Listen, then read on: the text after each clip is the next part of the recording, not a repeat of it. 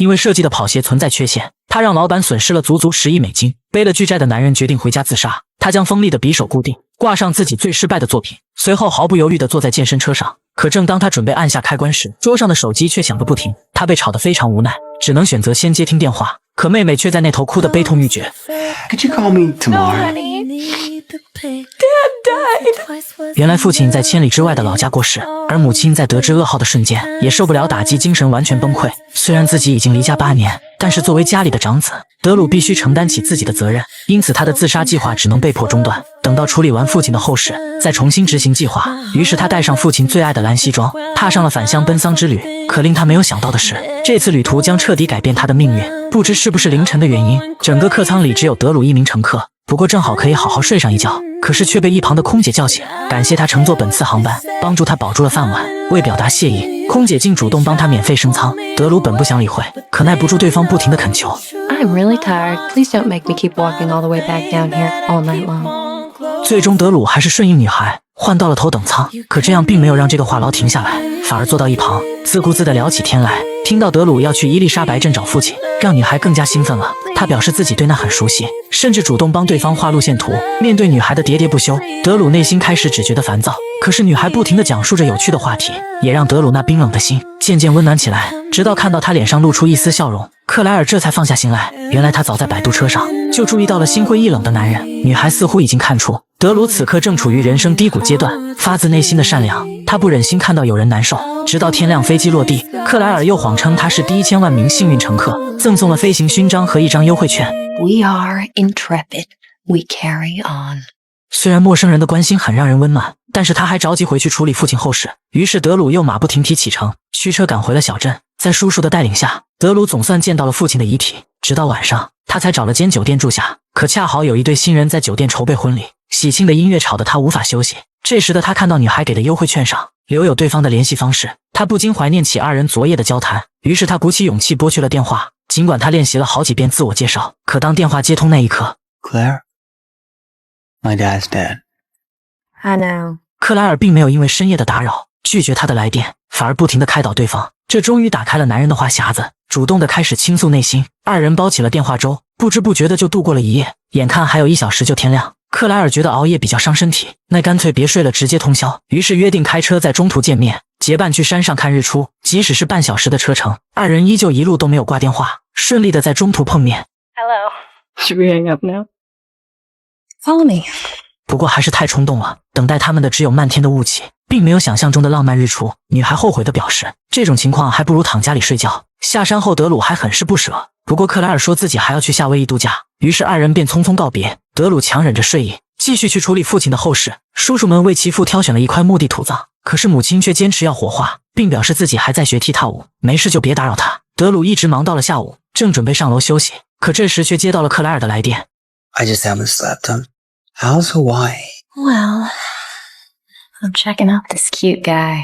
正当德鲁疑惑为何告诉自己时，女孩扎破了一旁的气球，又迅速地从他身后出现，准备拉着对方一起出门逛逛。因为母亲坚持要选择火葬，他们为父亲挑选了一个骨灰坛。随后2人又在附近闲逛，顺便看了眼肯德基老爷爷。绵绵的细雨让环境显得更加阴郁，尽管是在毫无生机的墓园里，因为有了克莱尔的陪伴，周围的空气中都弥漫着一股荷尔蒙的气息。就这样，他们在墓园里欢乐地度过了一整天，直到夜里2人不得不分别时，暧昧的气氛依旧不减，双方情不自禁地向彼此靠近。就在他们即将亲上前，克莱尔终究还是被理智所战胜。 Didn't it just feel better that we just didn't do something impulsive? 他提出要做一辈子的朋友。德鲁内心虽然非常不甘，但无奈只能尊重克莱尔的想法。隔天，德鲁抱着骨灰回到酒店，女孩并没有因此表现出嫌弃，反而轻轻地抚摸，并向德鲁的父亲问好。遇上如此善良又善解人意的女孩，怎能不让德鲁动心呢？可是昨晚约定做朋友的场景还历历在目，即便对他有再强烈的爱意，他也只能选择将其深埋在心中。随后他们来到那对新人的婚礼现场，这时没有了其他人的打扰，他们又像那晚煲电话粥一样，尽情地向对方分享着一切有趣的事情。不过克莱尔说着说着，却突然话锋一转。 I may be embarrassing myself, but I'm just gonna say it. I like you. 既然女孩率先打破了约定，德鲁也就终于抑制不住内心的情感。隔天一早，克莱尔并没有叫醒对方，他将鲜花留给德鲁父亲后，便独自默默离开。可还没走出多远，后知后觉的德鲁就追了出来。克莱尔本以为对方是不舍得自己离开，没想到是因为事业上的失败让他极其自卑，他觉得自己不够坦诚，于是便向女孩坦白自己搞砸了设计项目，让公司损失了足足10个亿，是个彻头彻尾的失败者。 That's it? I didn't say million. I said billion. You think I care about that?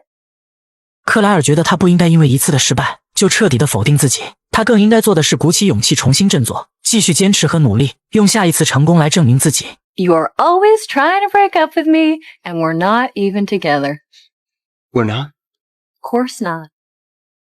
看着女孩满含泪光的模样，德鲁瞬间不知所措的愣在原地。等回过神来，克莱尔已经驱车离开，很快就到了父亲的追思会。这天，妹妹和母亲终于赶到现场，亲朋好友们也纷纷上台发言，对父亲进行了沉重的悼念。所有人都认为德鲁的母亲会很难受，可当他上台的一瞬间，却露出了笑容。他讲起关于父亲有趣的小事，沉重的气氛一下子就被打破了。大家一会儿被逗得哈哈大笑，一会儿又陷入深深的怀念。在发表完感受后，他又伴随着父亲最喜欢的音乐，在台上欢快地跳起踢踏舞。母亲用她独特的方式告诉大家，父亲虽然走了，但他留下的那些欢乐和温暖永远都在。人生苦短，为何不过得有趣一点？就这样，父亲原本沉重的追悼会彻底变成了一场别开生面的家族派对，亲朋好友们欢聚一堂，恭送逝者。随后德鲁独自来到后台，看着父亲的画像，他感受到了家人之间的温暖，加上之前克莱尔的鼓励，这一刻他终于放弃了寻死的念头。就在转头的一瞬间，看到了女孩正等着他。 I have this thing for you. It's a very unique map. 原来前2天克莱尔离开后就去筹办这件事去了，他花了2天1夜，一边旅游一边制作这本旅行地图。克莱尔希望等他忙完父亲的一切后事，能够根据这条他走过的路回家，到那时他们再决定是否正式在一起。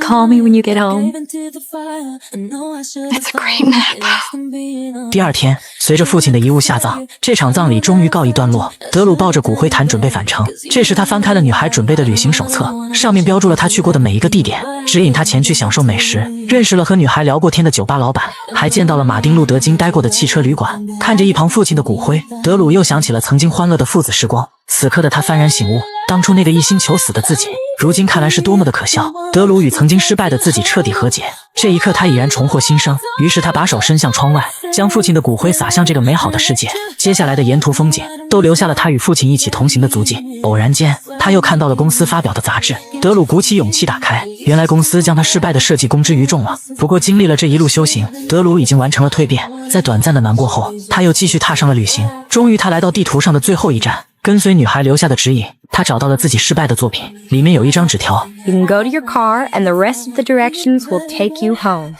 Or look for a girl in a red hat who's waiting for you with an alternate plan.